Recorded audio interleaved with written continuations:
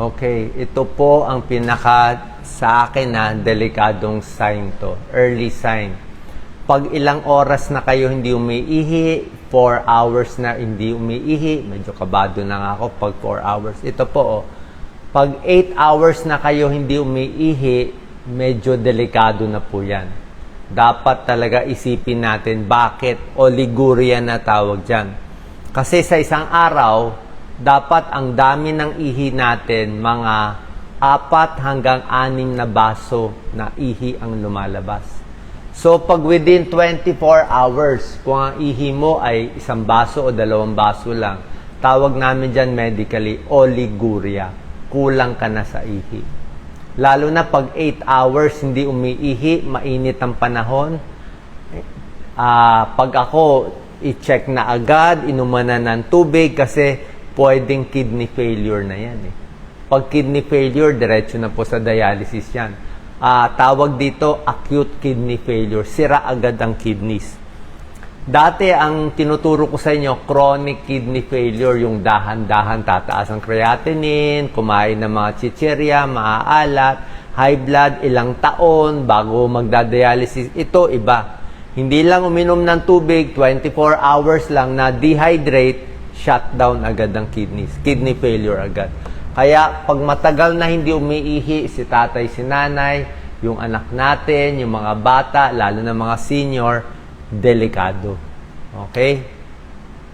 Ang normal range ng ihi natin, ito po, 800 ml to 2 liters in a day. So, mga 4 na baso hanggang 6 na basong ihi dapat. So, para makuha natin yung 4 na baso at 6 na basong ihi, kailangan ng iinumin mo, mas marami pa. Kung gusto mo 6 glasses ng ihi, ang inom mo minimum 8 glasses o 10 glasses of water. Kasi nga, hindi naman lahat ng iniinom mo lalabas sa ihi. Yung iniinom natin, lumalabas sa pawis, lumalabas sa dumi, diba? So, nagagamit ng katawan. So, konti lang ang lumalabas. Sasabihin mo, ba't kailangan ako minom ng maraming tubig? Ba't kailangan ko habulin itong 6 na basong tubig, 6 na basong ihi? Hindi nga pwede nga 1 o 2 baso lang. Masisira po kidneys. Ba't kailangan maraming ihi, 6 na baso? Unang-una, para hindi ka mag-kidney failure. Para hindi tumaas yung creatinine natin, kailangan lumalabas yung dumi sa katawan. Parang kubeta, kailangan nagpa-flush yun. Ba't kailangan 6 na baso? Para hindi magbubuo ang kidney stone. Yung mga kinain mong asin, patis, toyo, di ba? Kundi, puro ka na kidney stone. Bakit kailangan 6 na baso lumalabas na ihi? Para hindi ka magka-UTI. Kundi mag-iipon ng bato, mag-iipon ng bakterya. Yun nga pang flush Ang trabaho ng kidneys lang, gumawa ng ihi. Kaya trabaho natin, uminom ng maraming tubig. Yun lang po ang kailangan. Lalo na pag mainit ang panahon. Kaya nga recommended 8 to 10 glasses pag hindi mainit. Pero ngayon, kung mainit, mas marami pa ang kailangan. Oliguria yung kulang sa ihi. Anuria, hindi na umiihi. Anuria, 50 ml na lang ang ihi in 24 hours. Ito po, kidney failure na to. Maraming cause bakit hindi na umiihi. Isang cause dito, isa lang dito yung dehydration. Kulang sa pag-inom ng tubig. Pero meron pang ibang dahilan. Pwedeng may pagdurugo. Okay, pero obvious naman dapat kung may bleeding ka. Pwedeng may heart failure, humina ang puso, na heart attack. Pwedeng may sira sa kidneys mismo. May sira yung kidneys na kidney failure. Baka nasobrahan ka ng mga pain relievers. Pwedeng may diabetes, may high blood na sira, pero matagal pa dapat to. Pwedeng may fever, may lagnat, na dehydrate. Or pwede rin naman di umiihi, barado.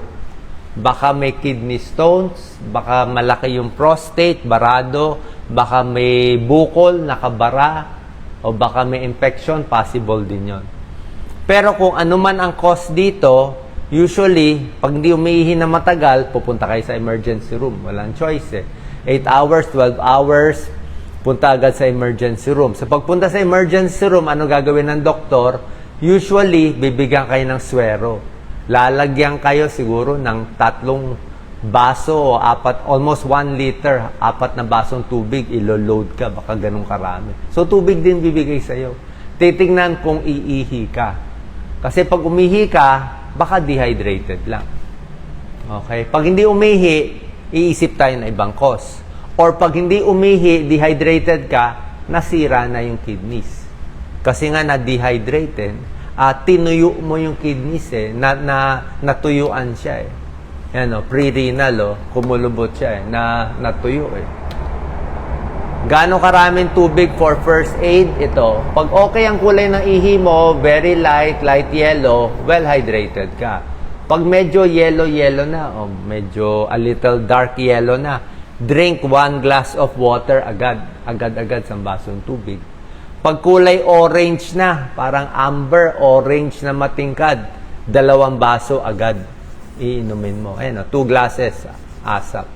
Pag kulay brown na yung ihi mo, o 8 hours, 12 hours, ito nga, 3 baso na agad eh.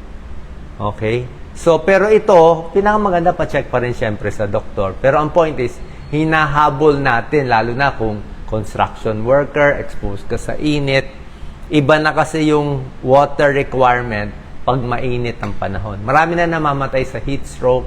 Hindi lang nababalita, isang araw may 6 daw. Pero sa compute ko dati, sa nakikita ko, aabot ng hundreds daan-daan ang namamatay na kababayan natin sa init, sa dehydration, lalo na mga senior, pag mainit ang panahon. Hindi lang nababalita yon. Kasi sa init, lalabas na yung mga sakit.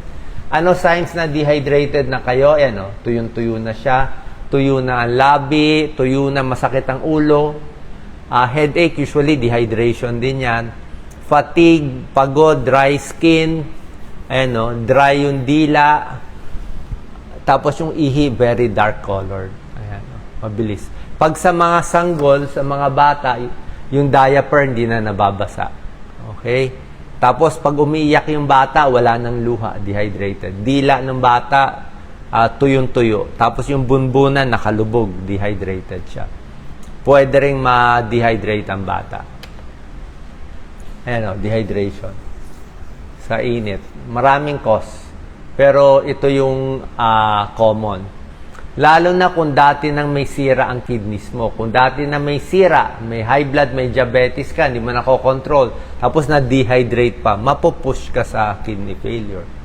So maraming cause, kaya nga nagkakabato. Dahil kulang sa tubig. Pag maraming tubig, hindi naman magpo-form tong bato eh. Kung minom ka ng 10-12 glasses of water, hindi ka makikidney stone. Yung mga may kidney stone nga, ang requirement, marami. Mga 3 litro siguro or more. Ganong karami. Yung medyo mataas ang creatinine, mga 3 litro ang pinapainom, mga 12 glasses. Ganong karaming tubig ang sobra? Di ba? I'm sure may iba gumagawa ng video, bawal ang sobra. Oo, bawal ang sobra. Ang sobra siguro is pwede natin sabihin on the average, 4 na litro. 16 glasses, lampas doon, pwede mo tawaging sobra yon. Pero depende pa rin Kung malaking tao, exposed sa araw, okay lang sa kanya. Pero yung payat lang, lampas 16 glasses, 4 na litro, yun na possible na sobra. Pero bihirang-bihira lang yung sosobra sa... Normally, yung sumosobra sa 4 na litro, usually may mental problem May mental problem, parang may sakit sila na inom lang sila na inom. Parang yun na naging problem nila. Pero sa normal na tao, pag uminom ka, iihi mo naman, wala namang kaso dapat. Tsaka mahal lang purified water Hindi mo, mahal din ang bottled water, hindi ka rin makainom marami, di ba? So, parang malabo yung sosobra. Mas marami ang problema, kulang. Lalo na matatanda kasi hindi na nakakaramdam ng uhaw. Kaya nga, pag biglang nagkulang sa tubig, pre-renal, kidney failure, dialysis ang punta doon. Kaya ito po yung bigla ang masisira ang kidneys. Kaya ayaw natin. Pag sinabing chronic kidney failure, ito yung tinuturo ko dati. Yung chronic, matagal pa yan. Stage 1, stage 2, stage 3, stage 4. Nagkaka-high blood, diabetes, several years, 5 years, 10 years, 20 years bago aabot dito. Pero yung tinuturo kong hindi umihi, biglaan, nainita, na-dehydrate, mabilis po yun. 1 day, 2 days lang yun. Yun ang iniingatan natin. General rule, ayan 8 to 12 glasses. Ayan. Gaano karami inumin pag summer? Dati nga 7 to 8 to. Ayan, pag pinapawisan, 10 glasses. Tubig. Pwedeng tubig, pero pag mainit kasi pinapawisan, pwede mo lagyan ng, kung nagtitipid tayo, tubig, tsaka ano na lang, saging, para may electrolytes, may potassium. Kung may buko, pwede ang buko. Pero hindi 10 basong buko. Siguro, baka 7 baso ito, 3 baso yung buko, para meron ka lang konting electrolytes. Or yung may pera, pwede sports drink, parang mga Gatorade, yung mga sports drink. Pwede rin, siguro, baka 2 sports drink, iba puro tubig na lahat, pwede rin. O meron din yung iba, Pocari. Pocari kasi gusto ng mga nephrologists, maganda daw. Hindi po natin na-advertise, mga mahal ito Kaya sabi ko nga, pa nagtitipid, buko na lang, okay din. Pero yung may pera, usually yun ang mga marami pang electrolytes na pang exercise talaga yon. Okay? Tayo, tubig, saging, pwede na sa atin. Maraming benefits ang tubig. Maganda sa kidneys, para hindi masira kidneys, magkakaroon ng energy, hindi sasakit ang ulo, for headache, para hindi ka rin ma-constipate, kailangan mo rin yung tubig, marami, para may problema sa tiyan, tulad ko, heartburn, hyperacidity, ulcer, gastritis, tubig pa rin yan. Para mahugasan yung acid, para hindi masira yung boses natin pag umakyat yung acid, di ba? Pag ako kasi may GERD ako, may acid, tubig ako ng tubig. Kahit madaling araw, inom rin ako ng tubig. Sa mga 12 glasses ako ngayon. Ayan, tignan nyo. Pag mainit ang panahon, tingnan mo requirement niya. Every 20 minutes, 1 glass of water. Ayan, working out in the heat, mga construction worker, gano'n. Sa isang oras sa init, nag-jogging ka sa init, 3 baso nga ang requirement, 2-3 baso, ganun karami. Para lang mapalitan mo yung pawis. Kasi ngayon, mapapansin mo nga, kahit kayo po, mag-comment kayo, ilang oras kayo hindi umiihi. Bakit? Uminom naman kayo ng tubig, hindi kayo umiihi. Bakit? Kasi nga, pawis ng pawis So, kulang pa rin yung ihi natin. So, pag kulang ang ihi natin, hirap yung kidneys. Pwede mag-kidney stone, pwede mag-UTI. Diba? Pwede siyang masira. Habang mainit, drink water pa rin. Tulungan yung mga may sakit. Kotse, ang init din sa kotse. Merong namamatay sa kotse, sa init. Maghanap sa loob ng building, sa ilalim ng puno. Pwedeng mga ice. Kung anong ice ang pwede nyo kainin, pwede na malamig ngayon. Diba? Kailangan malamig na tubig. Electric fan, pwede rin. Ingat lang sa sunog. Iwas na muna sa exercise. Actually, usually, pag dehydrated ka na, wag na masyado mag-exercise. Lalo ka lang iinit Lalo madi-dehydrate So, kung kailan lang malakas yung katawan, konting lakad-lakad lang. Hinay-hinay. Kasi nakakapagod yung init. Okay? Balik na lang ulit kung malamig yung panahon. Konting lakad-lakad lang, pwede na. Tulog, sapat, para okay ang katawan natin, pati kidneys. Tulad na sinabi ko, ayaw natin may any dagdag damage sa kidneys. Okay? Pain reliever, lagi ko sinasabi sa inyo, di ba? Huwag masyado sa pain reliever. Pag hindi naman talaga kailangan, hindi nireseta ng doktor, huwag na lang iinom. Baka masira ang kidneys. Kahit over-the-counter pa siya. Kaya nga pinapaalam ko sa inyo. Huwag din sobra daming protina, sobra daming karne, hirap din yung kidneys. Okay? High protein, ingat din. Mga protein supplements, yung mga bodybuilder, konting ingat. Lalo na kung dehydrated kayo, delikado din. Okay? Depende naman sa mga bodybuilder na sa inyo. Iba naman kaya, pero yung kidneys nga ayaw niya masyadong maraming protina. Low sodium. Sa inumin, tsaa, pwede kape. Nakaka-dehydrate din yung kape. Konting bawas sa kape. Alak, iwas tayo sa alak. Nakaka-dehydrate ang alak. Tapos, syempre, dapat controlled ang blood sugar natin. At controlled ang high blood natin. Minsan, controlled ang high blood, controlled ang blood sugar. Pero pag nagkakaedad kasi, nasisira din yung kidneys. Pag tumatanda, humihina ang kidneys So, konting injury, konting, minsan may mga MRI, may mga scan, may mga contrast na nilalagay. Pag nasira agad yung kidneys, yun din, di rin iihi. Mas maingat tayo dapat. Kung may problema sa pag-ihi, punta tayo sa nephrologist, kidney specialist, siya ang tumitingin sa inyo.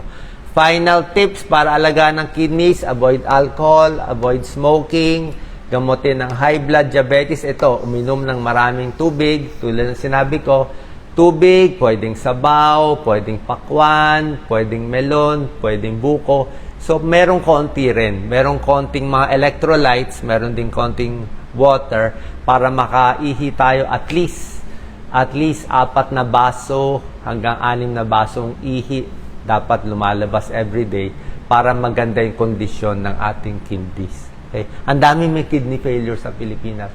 Kahit saan kayo tumingin, ang daming dialysis center. Bakit? Mainit ang panahon, maalat tayo kumain, marami pa sa atin hindi umiinom ng tubig kasi hindi nila alam na yung tubig ay malaking tulong sa ating kidneys at sa ating katawan. Ingat po palagi. Salamat po.